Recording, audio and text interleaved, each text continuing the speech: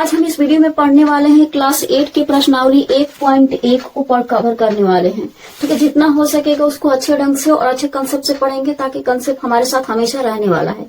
तो एकदम बिल्कुल बेहतरीन तरीका से समझेंगे इसको, एकदम आसान देशी भाषा में, जैसे आपको समझ में आए वैसे ही हम समझाएंगे। तो चलिए, इसको क्या दिया है पहले हम इसका मतलब समझते हैं। हमें कह रहा है कि निम्न में से प्रत्येक के योज्य प्रतिलोम ज्ञात कीजिए। आपके सामने यही एक है कि योज्य प्रतिलोम ज्ञात कीजिए।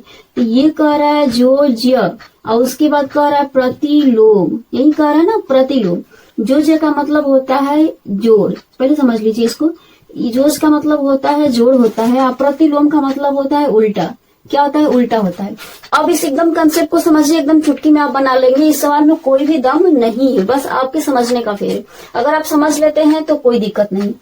अब यहाँ पर योज्य का मतलब जोड़ होता है, प्रतिलोम का मतलब उल्टा होता है। यदि उल्टा करना है ना तो यहाँ पर माइनस कर दीजिए, और उल्टा करना है ना तो ऊपर का नीचे, इसके बाद कर दीजिए नीचे का ऊपर, यही होगा ना। देखिए दो तरीका से आपको योज्य का मतलब होता है जोड़, तो इसको उल्टा करेंगे तो हो जाएगा माइनस, और प्रतिलोम का मतलब होता है उल्टा, तो जो दिया है हम उसको उल्टा कर देंगे। अब हम कैसे उल्टा करेंगे मान लीजिए, समझिए आपके सामने 2/3 दिया है, तो योज्य कर रहा है यानी कि जोड़ में है। तो जब ये जोड़ में है तो हम चिन्ह को उल्टा करेंगे। इस बात का ध्यान रखिए कि अब कहेंगे ये तो जोड़ में नहीं है, तो जब ये माइनस में नहीं है तो इसको हम प्लस में करेंगे, और ये माइनस में है तो प्लस में करेंगे, ये माइनस है तो प्लस में करेंगे, ये प्लस में है तो इसको माइनस करेंगे। योज्य का मतलब एक और कंसेप्ट आपको हम बता दें कि योज्य का मतलब होता है कि जैसे 2/3 है, ऐसा कौन सा नंबर हम ले यहाँ पर कि जोड़ने पर हमें 0 आना चाहिए। बात समझ में आ रही है आपको कि आपको अगर योज्य प्रतिलोम निकालना है तो यहाँ पर 2/3 दिया है, तो हम यहाँ पर कौन सा नंबर लेके हमारा 0 आना चाहिए। तो आप ही बताइए कौन सा लेंगे। तब कहेंगे कि ये 2/3 है, तो ये तो हो जाएगा -2/3 ले लेते हैं, तो प्लस माइनस कट के 0 आ जाएगा। तो यही कंसेप्ट है, आपको यही करना है इस वीडियो, यही करना है इस सवाल में। अब तो आप समझ ही गए कि योज्य प्रतिलोम का मतलब क्या होता है। तो चलिए फटाफट अब सारे क्वेश्चन को क्या करते हैं, सोल्यूशन करते हैं कि क्या कर रहा है। अब यहाँ पर एक नंबर में है 2/3, लिख लेंगे का योज्य प्रतिलोम पूछ रहे हैं, तो लिख लेंगे योज्य प्रतिलोम, यही लिखेंगे योज्य प्रतिलोम। तो अब बताइए कि 2/3 है, तो यहाँ पर लेंगे -2/3 ले लेंगे। अब ठीक है, वैसे ही 2 नंबर को भी लिखेंगे। ठीक है, तो 2/3 हो कितना, 2 नंबर 25/9 है, तो इसका योज्य प्रतिलोम क्या हो जाएगा, -25/9 हो जाएगा। यही है ना, चिन्ह उल्टा हो गया, बस यही है। उसके बाद 3 नंबर में क्या है, 3 नंबर में क्या है, 16 का हो जाएगा, 16 का हो जाएगा +16 हो जाएगा। ठीक, उसके बाद 4 नंबर में क्या है, 4 नंबर यहाँ पर है, -15/8 है, तो इसका योज्य प्रतिलोम कितना हो जाएगा, +15/8 हो जाएगा।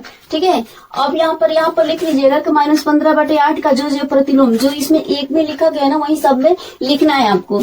अब यहाँ पर देखिए कि 5 नंबर में क्या लिखेंगे, 5 नंबर 0 है ना, तो 0 में 0 जोड़िए, ये घटाइए, 0 ही होगा, तो इसका 0 हो जाएगा। उसके बाद आपका क्या है, 6 नंबर है। ठीक है, 6 नंबर में क्या दिया है, -5/7 दिया है, तो इसका योज्य प्रतिलोम क्या है, ये तो समझने वाली बात हो गई कि इसका क्या होगा। तो ध्यान से इसको समझिए कि ये माइनस और ये माइनस कैंसिल हो गया, तो 5/7 हो गया ना, ये 5/7 हो गया, आपको दिख रहा है। तो जब 5/7 हो गया तो सिंपल। अब यहाँ पर ये भी नहीं समझ में आया, तो देखिए यहाँ पर ये माइनस से माइनस है, तो हम कर लेंगे +5 और प्लस ये 7। देखिए माइनस माइनस था तो प्लस कर लिए, उल्टा करना था तो 7 नंबर है ना, तो 7 नंबर का क्या होगा,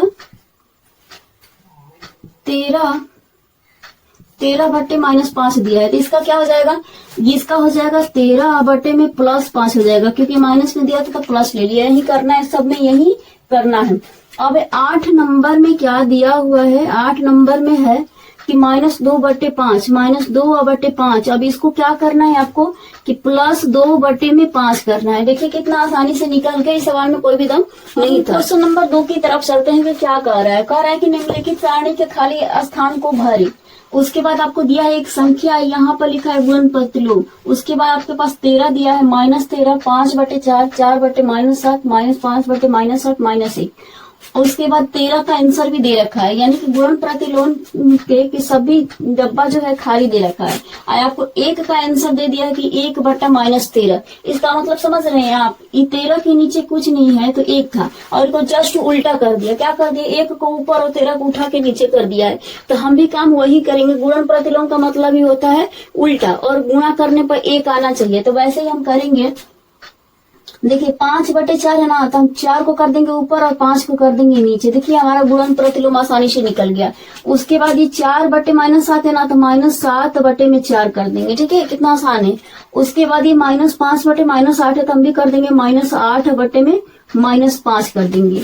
और ये -1 है तो 1 का 1/1 लिखिए, कोई अंतर नहीं। तो हम भी क्या कर देंगे, -1/1, क्योंकि इसके नीचे कुछ नहीं तो 1 था, तो -1 का 1/-1 हो जाएगा। ठीक है, अब हम क्वेश्चन नंबर 3 को सोल्व करेंगे कि देखिए क्या कह रहा है। कह रहा है कि उचित गुण धर्मों के उपयोग से निम्नलिखित का मान ज्ञात कीजिए। इसका मतलब समझ रहे, गुण धर्म का प्रयोग करना है। गुण धर्म का मतलब ये होता है, आप हल तो कर सकते हैं, ये आपको आते हैं बटा पर गुणा या बटा पर गुणा, इसमें जोड़ है यानी कटा के आप कैलकुलेशन करके आसानी से निकाल सकते हैं। लेकिन ये कठिन है। क्यों कठिन है, क्योंकि आपको समझ लेंगे ना तब आसान है। आपको क्या करना है कि गुण धर्म का प्रयोग करना है। तो गुण धर्म का मतलब ये होता है कि आप जितना जल्दी से जल्दी और आसानी से आप सोल्व कर ले, इसलिए गुण धर्म बनाया गया है।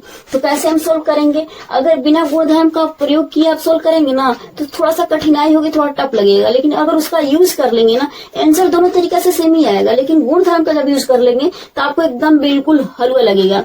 तो हम गुण धर्म का प्रयोग करके आपको हल करके दिखाएंगे कि कैसे करना है। तो सबसे पहले हम क्या करेंगे, 1 नंबर का हल करेंगे। अभी चारों बट्टे में से देखिए कि कॉमन क्या क्या चीज है। तो देखिए यहाँ पर कि ये 4/3 है और ये भी 2/3, यानी कि दोनों का हर जो है ना वो सेम है। तो आपको भी पता है कि अगर दोनों का हर जब सेम रहेगा तो एलसीएम निकालना कितना आसान होता है, सेम होता है। तो इसलिए हम क्या करेंगे कि 4/3 प्लस में -2/3, इसको एक साइड कर लेंगे, यानी कि एक जगह पर कर लेंगे, कोई अंतर नहीं होगा। उसके बाद 5 वाले हर देखिए, ये भी 5 हर है, ये भी 5 हर है, तो इसको भी हम क्या कर लेंगे, एक साइड में कर लेंगे। तो ये 3/5 हो गया। उसके बाद -11/5 हो गया। सिंपल, ये ब्रैकेट सब गड़बड़ा जाएंगे। अब यहाँ पर देखिए कि अब क्या करेंगे कि हम इसको पहले हल कर लेंगे और इसके बाद इसको हल कर लेंगे 5 वाले को। तो 3 का एलसीएम कितना हो जाएगा, 3 हो जाएगा। सिंपल यही होगा ना। उसके बाद 3 से 3 तो ये 4 एकम 4 -2 एकम 2। देखिए कितना आसानी से हो गया। अब यहाँ पर बीच में प्लस है तो आप दे लीजिए, क्या प्लस दे लीजिए। उसके बाद 5 और 5 का एलसीएम निकालिए तो कितना हो जाएगा, 5 हो जाएगा। और 5 एकम 5 तो 3 एकम 3। अब माइनस है तो माइनस, प्लस माइनस क्या हो जाएगा, माइनस होगा। उसके बाद 5 एकम 5 तो ये 11 एकम 11 होगा। देखिए अब दोनों को क्या करेंगे कि ये 2/, क्या हो जाएगा, 2/, में ये 3 होगा। उसके बाद ये देखिए 3 में से 11 जाएगा तो -8 हो जाएगा, यानी कि 11 में से 3 जाएगा तो 8 बचेगा। लेकिन 3 में से 11 घटाना है तो -8 बचेगा, इसीलिए यहाँ पर माइनस हुआ। अब देखिए कितना आसान है, आपको 1/2 आ गया। अब हम करेंगे 3 और 5 का एलसीएम लेंगे तो 3 5 का एलसीएम कितना हो जाएगा, 15 होगा। ये सबको पता है। तो हम 3 5 15, तो 5 दूना के 10, ये हो जाएगा क्या, 10 हो जाएगा। और 5 15 था, 8 लिख के 24, यानी कि -24 हो जाएगा। अब इसको घटाओ, कितना हो जाएगा कि 24 में से 10 घटेगा, 10 में से 24 घटेगा तो माइनस हो जाएगा 14 और बटे में हो जाएगा 15। कितना सिंपल है ना। अगर हम गुणधर्म का प्रयोग किया था, हमें क्या निकल गया, एकदम आसानी से वैल्यू निकल गया। अब उसी तरह हम इस गुणधर्म का इसमें प्रयोग करेंगे और एकदम आसानी से सोल्व करेंगे। 2 नंबर को करेंगे सोल्व की। अब ये क्या कर रहे हैं मैथ के मास्टर जी, कह रहे हैं कि हमें इसमें भी गुणधर्म का प्रयोग करना है और आसानी से इसको सोल्व करना है। तो जब भी गुणधर्म का प्रयोग करना होगा हम कुछ कॉमन चीज देखेंगे। तो क्या कॉमन चीज कुछ दिख रहा है, 2/5 -3/7, 1/6, 3/2, 1/14, 2/5। तो जी हाँ, देखिए यहाँ पर 2/5 और यहाँ भी 2/5। हमें क्या मिल गया, कॉमन चीज मिल गया ना।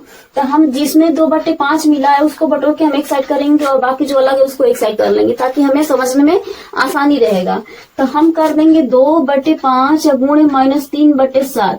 उसके बाद ये 2/5 वाले को लाएंगे तो 1/14 गुणे 2/5 हो जाएगा, यही होगा ना, 2/5। उसके बाद माइनस में 1/6 गुणे 3/2। देखिए कितना आसानी से कर दी।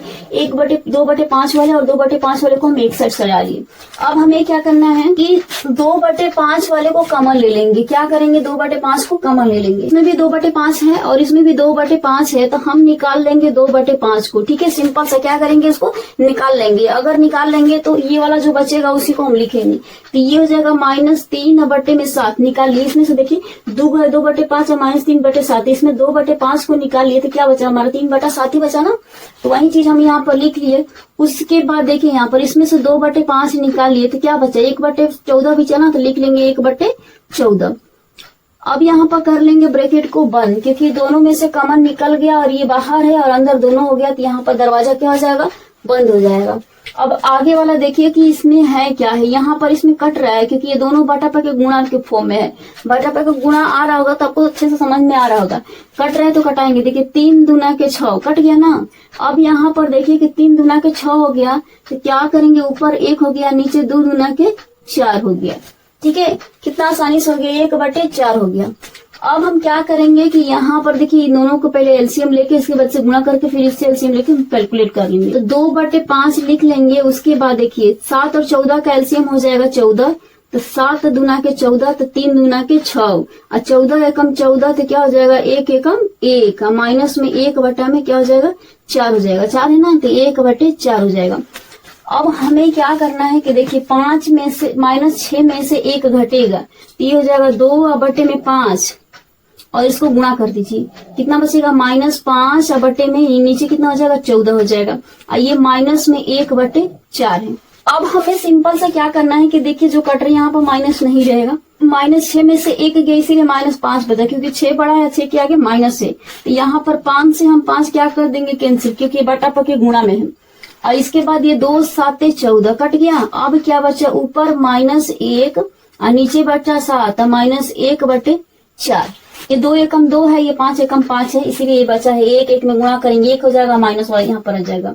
अब इसके आगे आपको खुद समझ में आ रहा होगा कि क्या करना है, तो जो समझ में आ रहा है वही करना है। आराम से करिए, यहाँ पर अच्छे से समझ आंसर आ जाएगा। तो 7 और 4 का हम क्या लेंगे, यहाँ पर सिंपल हम लेंगे एलसीएम, यही लेंगे ना एलसीएम।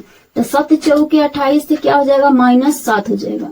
अब यहाँ पर देखिए माइनस है तो हम फिर यहाँ पर माइनस देंगे और 4 से भागा देंगे किस में, 28 में। तो 4 से भागा देंगे तो कितने बार में 28 आएगा, 4 से भागा देंगे तो ये हो जाएगा 4 7 28, कितनी बार में हो जाएगा, 7 बार में हो जाएगा। ये होगा ना 7 चौके 28, तो यहाँ पर क्या होगा, -4 होगा। 7 से भागा देंगे 28 में तो यहाँ -4 होगा, और 4 से भागा देंगे तो 4 7 28, तो यहाँ पर -7 होगा। अब देखिए -4 और -7 कितना हो जाएगा, दोनों माइनस है तो ऐड करेंगे ना, तो 7 4 11, कितना हो जाएगा, 11। अब बटा में ये कितना हो जाएगा, 28 हो जाएगा। सिंपल, यही आ गया, क्या हो गया, आंसर सोल्यूशन हो गया। देखिए कितना आसानी से निकल गया। अगर इसको कॉमन लेके इसको आसानी से ना किए होते तो आपको बहुत ही भारी और डिफिकल्ट लगता है। ठीक है, आगे ये भी हो सकता है कि आप फंस सकते हैं और बीच में छोड़ देंगे कि नहीं गलती ही होगा, क्योंकि कैलकुलेट बार बार कैलकुलेट करने में कहीं ना कहीं गड़बड़ हो सकता है। और जब गुण धर्म का प्रयोग करेंगे तो ये आसानी से निकल जाएगा, थोड़ा हल्का लगने लगता है। तो ऐसे ही हम निकालेंगे। ठीक है, ये प्रश्नावली 1.1 का पार्ट 1 है और पार्ट 2 आपको अगले वीडियो में मिलेगा। तब तक के लिए राधे राधे।